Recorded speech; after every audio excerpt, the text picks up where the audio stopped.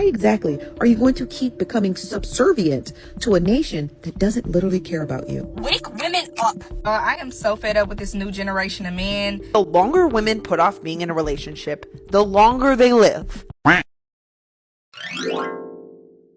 Hello everyone, welcome back to the channel. It's Tony Ann here, and I have another video for you guys. Today we are talking about the 4B movement. No, we're not talking about 4B curl patterns. We're talking about the feminist movement that has gone viral on TikTok, where women are decentering men from their lives. This movement has started to get popular right after the recent election, and it has caused quite the controversy, quite the stir on TikTok. So I want to talk about it. Let's get right into the video. Welcome to TikTok Diaries, where I give you guys my 2 cents on trending and viral topics on TikTok. If you guys like these sorts of videos, please feel free to subscribe to this channel so you guys are always notified on when I post. You're probably wondering, what is the 4B movement? It's a movement that started in South Korea. South Korean women decided to take a stand and rebel against the patriarchal society that they are living in. They decided to follow the 4Bs, or the 4 no's, which that involves no having sex with men, no marrying men, no dating men, and no having children with men. Some American women have now caught on and have taken to TikTok to encourage others to follow the 4B movement as well. The 4B women, they describe this movement as a way to take back our power. Given the recent election, there has been a lot of talk about how some women feel that their rights are not protected, they feel unsafe and just not considered in this country.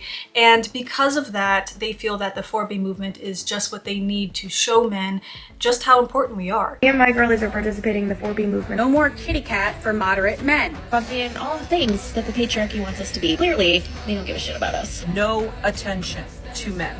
Delete block. Now, to show that you're a part of the 4B movement, some women have made this sort of rule that you have to shave your head to kind of symbolize that you're a part of the movement. But they do this as well to appear unattractive to men, which I have a problem with that, because there are a lot of women who have like health conditions, whether it be alopecia, cancer, or what have you, where they don't have as much hair, right? And they deal with a lot of feelings of insecurity and feeling like they're not beautiful. They are beautiful. And they have had to struggle with this for a long time, and they've really been putting in the work to kind of change those perceptions around beauty and baldness. I'm bald, not political. I'm bald because my body hates me, not because I hate men. Not by choice. Justice for the alopecia baddies and the people in the hair loss community. For these women to be shaving their heads on purpose just so that they are unattractive to men kind of sends off the wrong message. Over the past few years, we have seen the topic of decentering men become popular in our society, and I do think that is definitely because of the rise of, the modern woman and these femininity channels, and us wanting to empower each other to kind of step out of men's shadows. And I think to some degree this actually can be a good message. Red pillars, calm down, don't get at me. Again! I think the decentering men topic is okay for women who have always neglected themselves for a man. Like, these types of women actually need to hear that advice because they don't know any better. I'm not saying to completely eradicate men from your life. I do think you have to have a good balance of thinking about yourself from time to time. There are some women who cannot help but live and breathe for a man.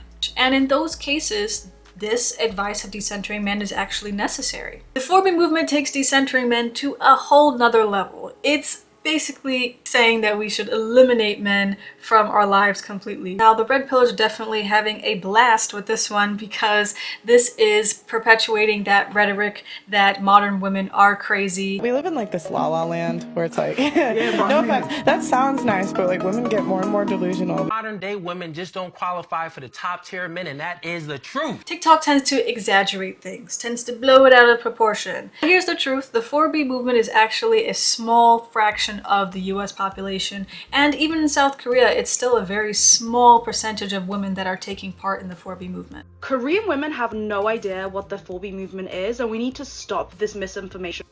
Okay, so thank you to my friend Annie for making that video, because I am a Korean woman currently living in Korea and I have so much to say about this topic. So most of the 4B movement videos that I've seen on TikTok are made from foreigners, and I think Korean Americans or just Asian people living in the West, but not actually people living in Korea. So like I said, I live in Seoul. What I think is happening is the Western media likes to really pick up on these sensationalist, provocative topics and then makes it into an article, and then everyone on TikTok follows suit and makes videos about it. But let me tell you, I am 29, going to turn 30 this year, and literally all the conversations that I have with my friends around my age is about, oh my god, we're looking to get married, we need to find good partners, and we need to do this before it gets too late or we're just like aged out of their marriage market. And so the 4B movement in Korea is a very, very small fraction of the whole Korean population in general. It's just the Western media likes to highlight that part and make it seem like it's the biggest issue in Korea, which it really is not. I can promise you that. This may be a little bit controversial, but I do want to point out that the 4B movement really was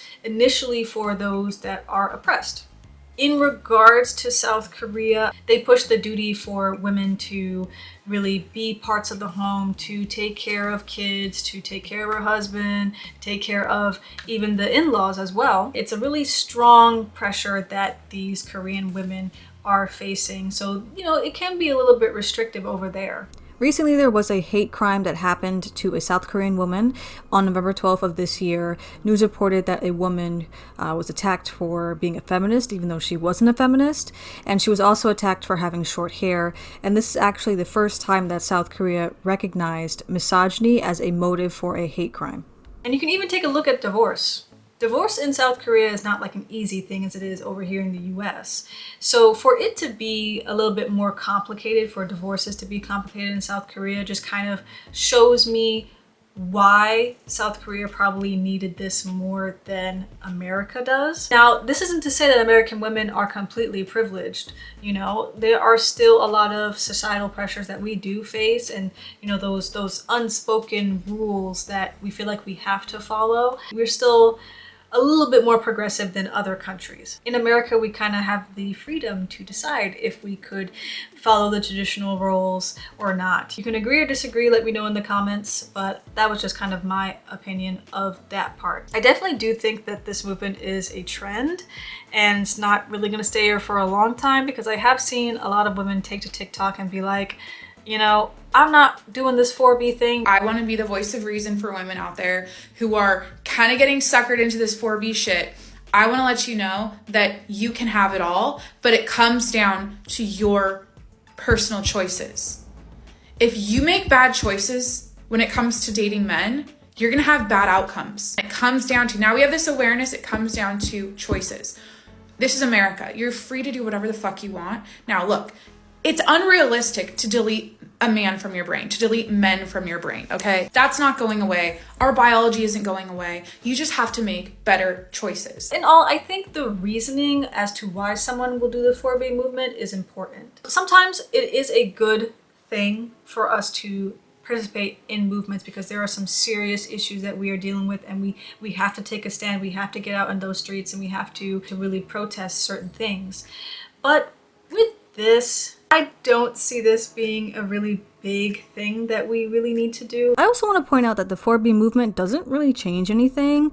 Men would probably just avoid the 4B women, and men policing women's bodies will continue to happen unless you actually get out there and write to your congressmen, show up to public meetings, like actually make moves to inspire change. I feel like some women who have started to take part in the 4B movement, they might have went along with it just because they hate men. I feel like that's wrong to generalize men and to put them all in one basket just based off of a few bad men in government. Because there are a lot of good men that want to take care of women and who want to support women. But when you see movements like this, you know, that might show to the average man like, hey, why are women attacking us? You know? And it really just starts this war between men and women that I just don't think we need. That was my take on the whole 4B movement. Let me know what you guys think in the comment section down below. Do you think this is a big movement? Do you think it's necessary? And will you be joining the 4B movement? Also, feel free to give this video a big thumbs up if you did enjoy it, and also consider subscribing to the channel so you guys never miss a beat on when I post. With that, that's the end of this video. Have a fantastic day, and I'll catch you guys in the next one. See ya!